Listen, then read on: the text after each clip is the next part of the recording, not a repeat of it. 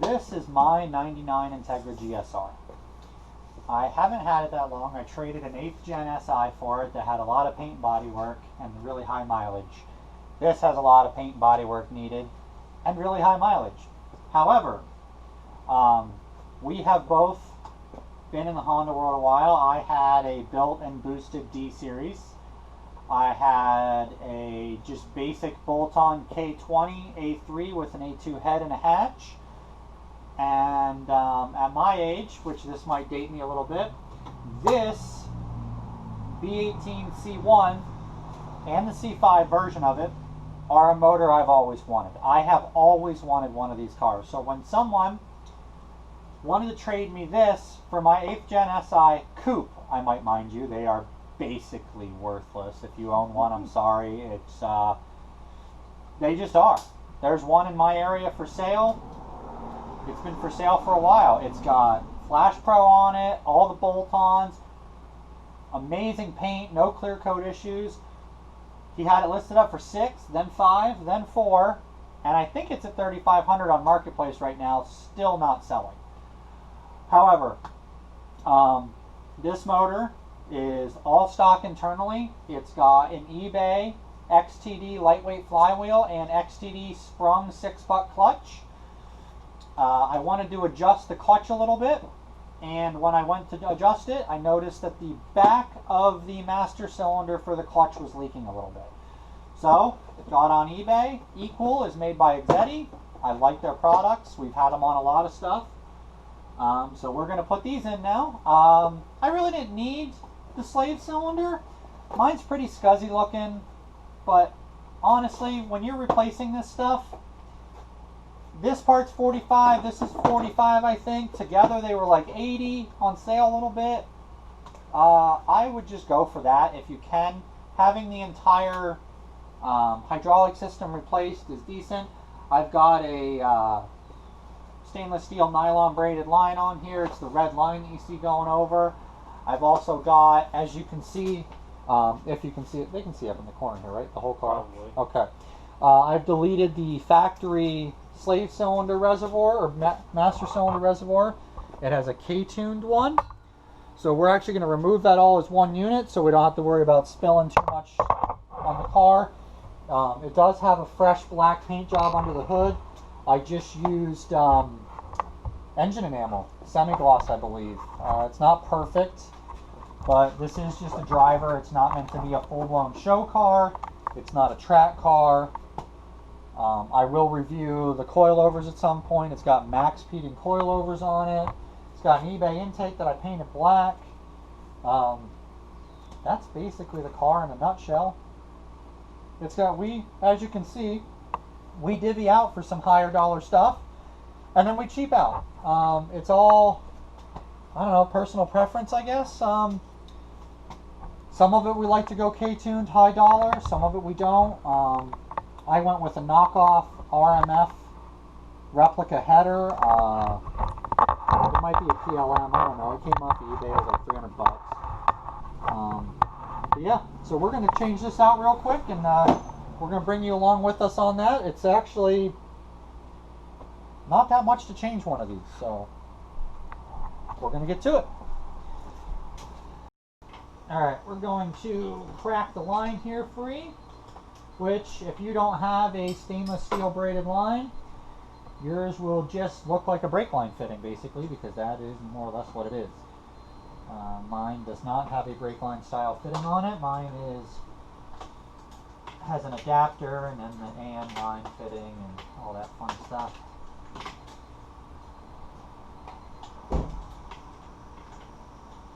And real quick, everyone likes to hate on eBay parts, and I mean sometimes we do too, depending on what they are.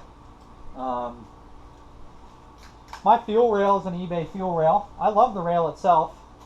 The AN line kit that came with it is bent and doesn't quite work as well as I'd like. So I actually had some K-tuned AN fittings laying around from my K-swap project, and I just moved them onto that. So sometimes you just got to know what part of the kit you like and what part you don't. I probably will eventually replace that fuel rail though. I do like billet stuff and I like shiny stuff, but I also like the composite look that Skunk 2 provides a lot. And one thing you'll notice with us and the cars we work on and what we do, a lot of it's preference. We'll give you our opinions on it. We have a lot of the same taste in cars, I believe. Hence, Logan's actually like in the middle of trying to decide what spoiler to buy, and he might be buying the one I wanted. Or he might be buying the one I have, so I can buy the one I wanted. But you'll see that as we go down the road and build these two cars together. My car's plan this year, this coming winter, is I hope to put the car up as high as I can on jack stands, wire wheel the bottom of it, and use POR 15. It's a chassis protectant to just restore the bottom of it. This is a car I've wanted for a very long time, and I plan on keeping for a very long time. I don't know what Logan's intentions is with his. He says he's going to keep it, but he said that about a lot of cars. And in the 8 years or whatever we've been friends, he's owned cars, more cars than I think I can count. Some of them really cool, some of them really neat, some of them kitschy cool, some of them just stupid purchases. But I've been along for the ride on most of them. Some of them he gets rid of before he trades his best friend's exhaust for him. Brad.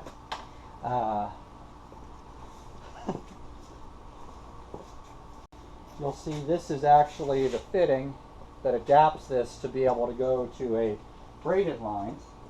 We're working on that. I'm going to go tear something out of the Integra and take it home today. What are you doing? Stay in the seat. Oh. Gotta get the damn leather up there.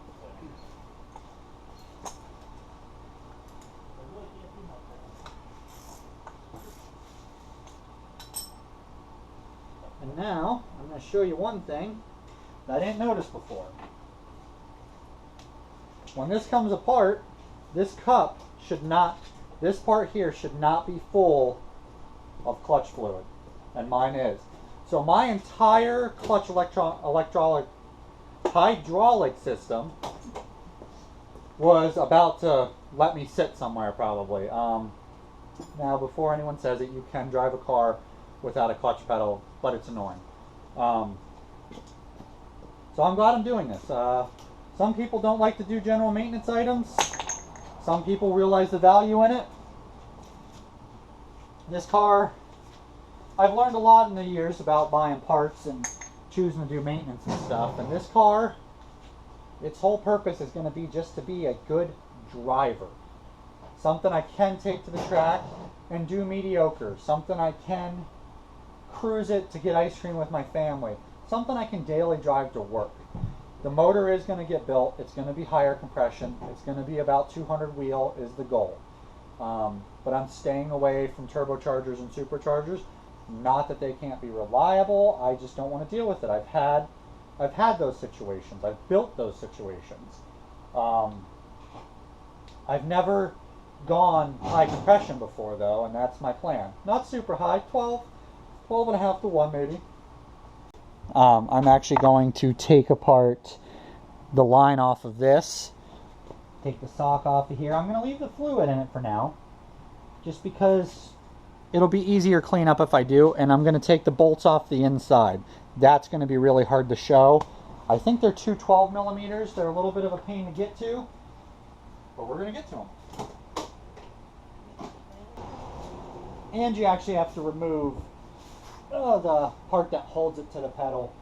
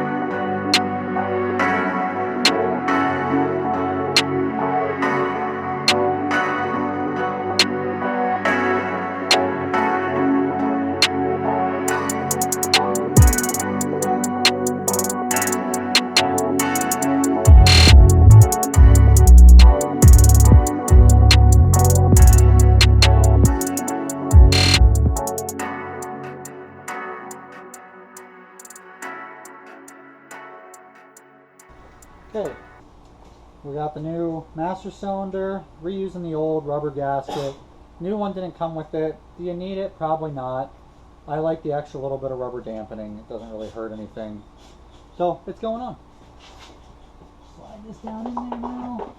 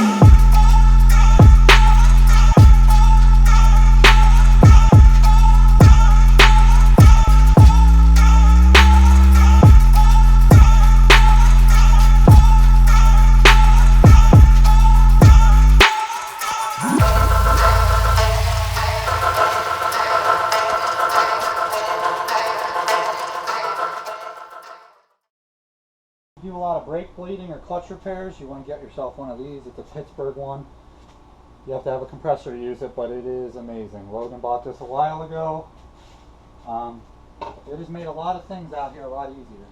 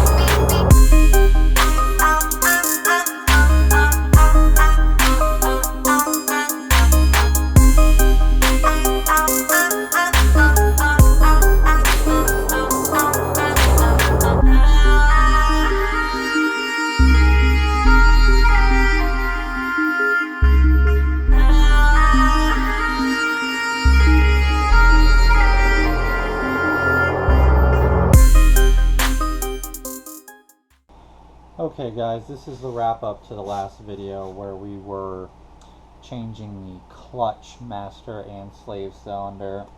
I've driven the car quite a bit since then. The pedal adjustment needed adjusted a few times.